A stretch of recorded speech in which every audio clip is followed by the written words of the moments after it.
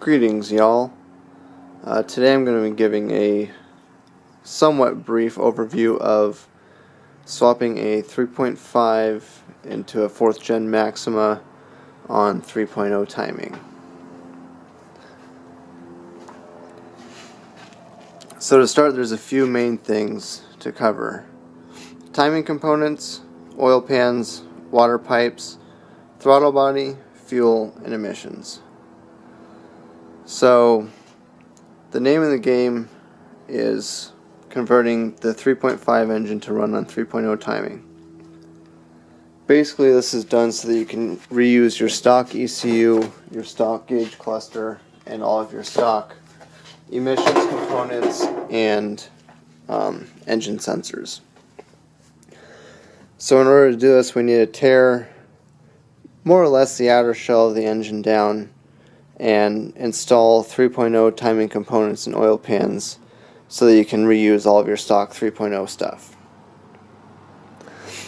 So what this means is you'll need to remove your inner and outer timing covers, your upper and lower oil pans, valve covers, in order to reset all of that stuff. The 3.5 engine has variable intake cam timing, which this is what this solenoid is here for. That's not used when converting to 3.0 timing because the 3.0 basically has static cam timing. So in order to convert that, you will need to get a set of cam adapters in order to properly orient your 3.5 cams on 3.0 timing. Now, if you wanted to, you could avoid the cam adapters by running a set of stock 3.0 cams or aftermarket 3.0 cams. Now, you will be restricting yourself a little bit if you just run stock 3.0 cams on the 3.5 engine. But also keep in mind, if you swap cams, ideally, you will want to recheck your valve lash because you're changing the, what's the big word for it? Cam center? Basically, the size of the cam could vary between what's in there now and in your old engine. So you'll want to double check the clearances on that. Personally, I find it to be tedious, and I never ever want to install a new set of cams because that's just too much for me, personally speaking. Anywho, so that's the cam adapters. So you'll need your inner outer timing covers, all 3.0 timing components inside, your guides, the gears, the cam sprocket. The only thing that will remain 3.5 inside the timing covers is the two secondary timing chain tensioners. Those will need to stay 3.5. You can swap the pistons out if you don't want to buy new tensioners, but brand new 3.5 tensioners will work on the 3.0 chain. So next is oil pans. You also want to swap on your 3.0 oil pans, mainly due to the two crank sensors on there. The 3.5 only has one crank sensor. Actually, I might be able to crawl underneath and show you.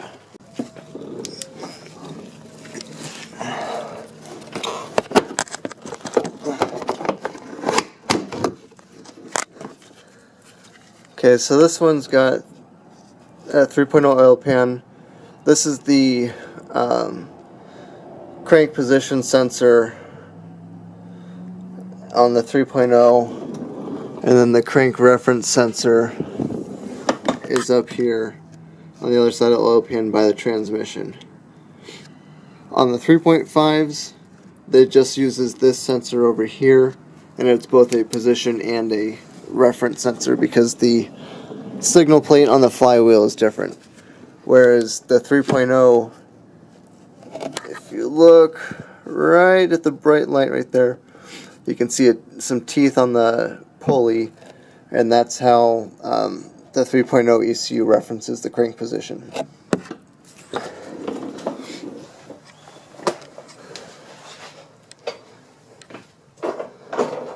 So the main reason behind swapping the 3.0 oil pan on is so you get the mounting bosses for the crank position sensor, and also the 3.0 sensor, the 3.0 reference sensor. The positioning is a little bit different on the oil pan, so that just makes it a little bit easier. Some say you can grind down the 3.5 oil pan to use a 3.0 sensor on the 3.5 oil pan. Personally, I've never found that to work very well.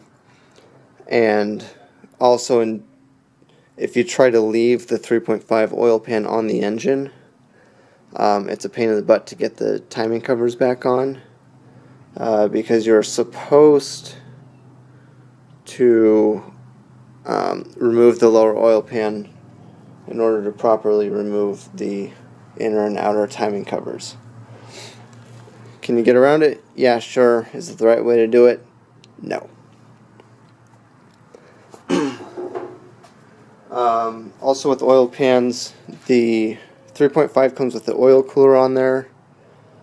Typically I remove that when swapping to the 3.0 oil pan, but that is up to your personal preference.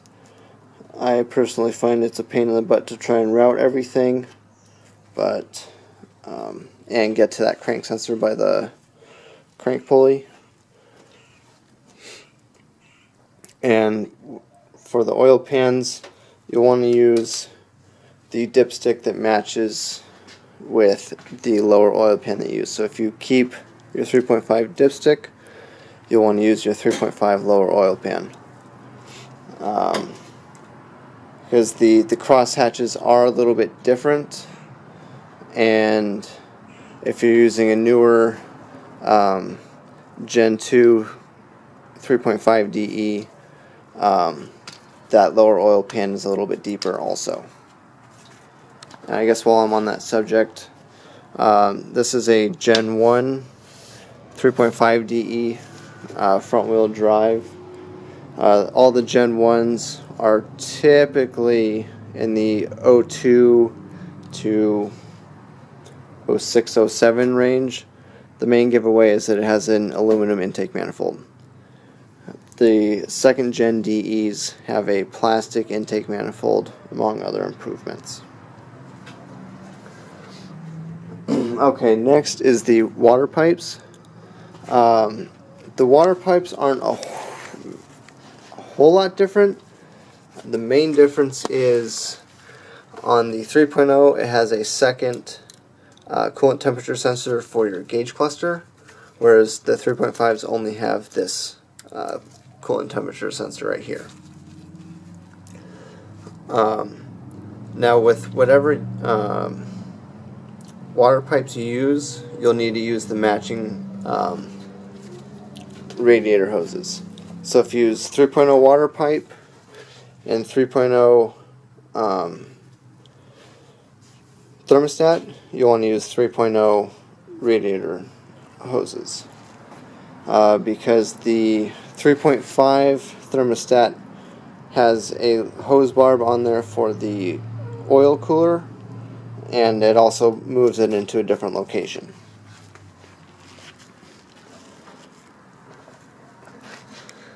The only other difference is on the front water pipe up here. The 3.0 only has these two mounting tabs for O2 sensor clips, which none of these are even connected. That's interesting. Actually, this is a 99, so that one had 4 O2 sensors, and the previous owner swapped it to a 95 ECU, so he was able to get rid of gnats and apparently most of the O2 sensors. Anywho, that's it on the water pipes. Let's see, next is the throttle body. So the 3.5 has a drive-by-wire throttle body. That means there's a connector and there are no mechanical linkages. It's all electronic. Whereas the 3.0 Maxima uses a mechanically driven throttle body, which is also known as cable driven, because you got these cables. So you'll need to convert that. The easiest solution, in my opinion, is to either use an adapter plate or re-drill a Pathfinder throttle body on this intake manifold. You can, I say that with quotation marks, convert a drive-by-wire throttle body to cable driven, but I've found that as far as mounting a TPS to that, it's typically finicky at best and usually results in a touchy throttle. So what I usually do is use a 2000 to 2001 3.5 Pathfinder throttle body. This is a 70mm throttle body, cable driven, has both regular and cruise control. It's got a built-in idle air control valve, reuses your stock 3.0 throttle position sensor. The idle air control valve can be modified from your stock 3.5 harness to work in that car. I've got another video on that I can post. And I've also got a video on installing one of my re-drilled Pathfinder throttle bodies. In this case, he used Stephen Max adapter plates to bolt the throttle body up. I feel like there's something else I'm missing here. I guess the only other thing is that the stock throttle body on this intake manifold is also 70mm, so you're not losing out on anything here. But the Pathfinder, it has to be 2000 or 2001. I think mid 2001 or 2002 is when is when they switched to drive-by-wire on the Pathfinders.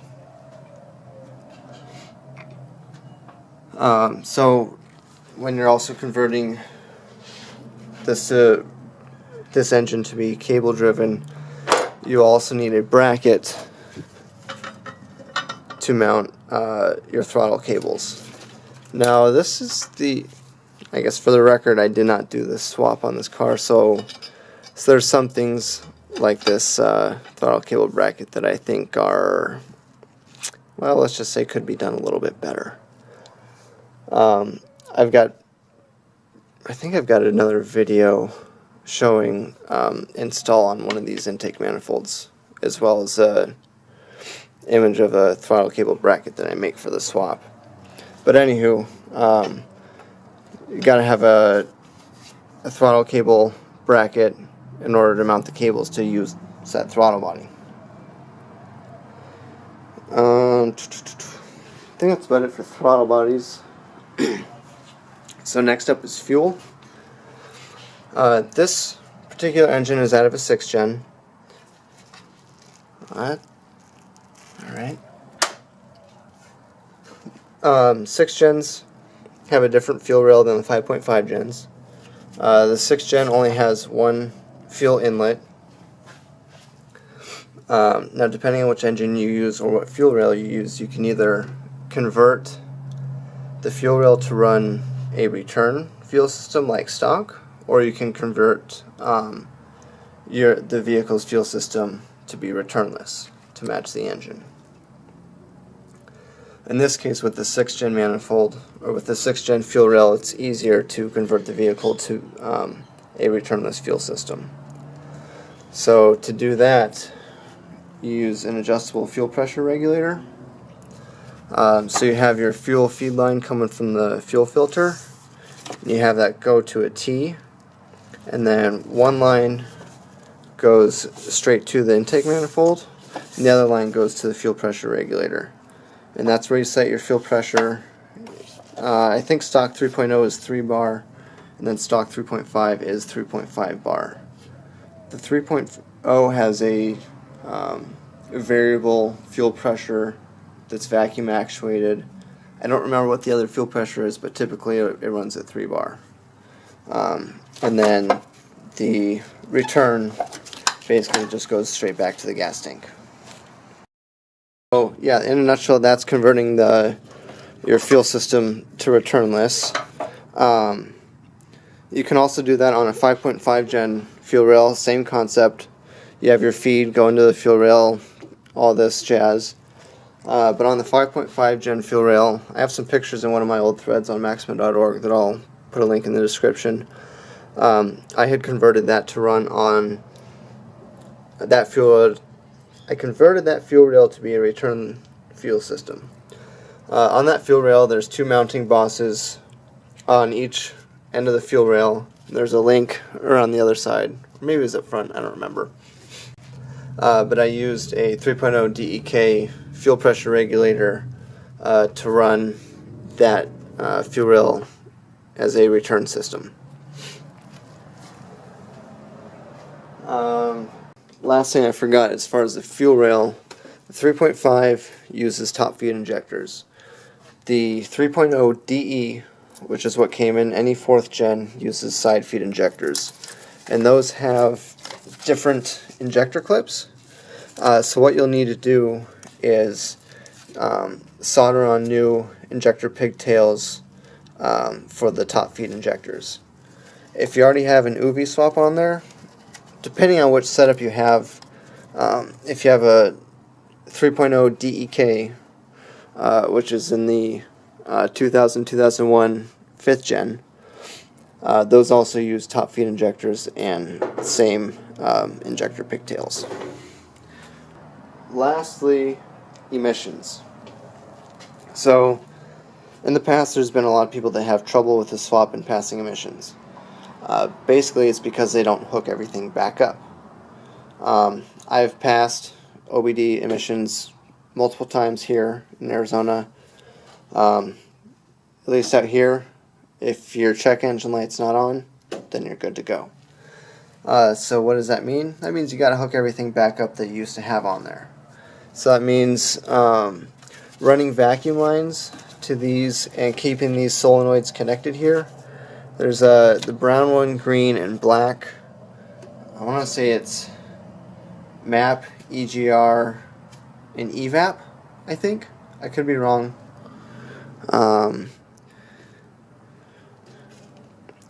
This one actually does it even have a MAP sensor in here? It's a 99, so it may be a little bit different. But anywho, there's a simplified vacuum routing diagram that makes it a little bit easier to run all the vacuum lines, because the stock vacuum gallery is a nightmare to say the least.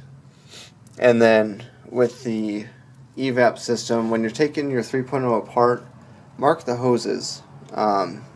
Show which ones go to the manifold, which ones come from your EVAP canister. Mark those so you can hook them back up later.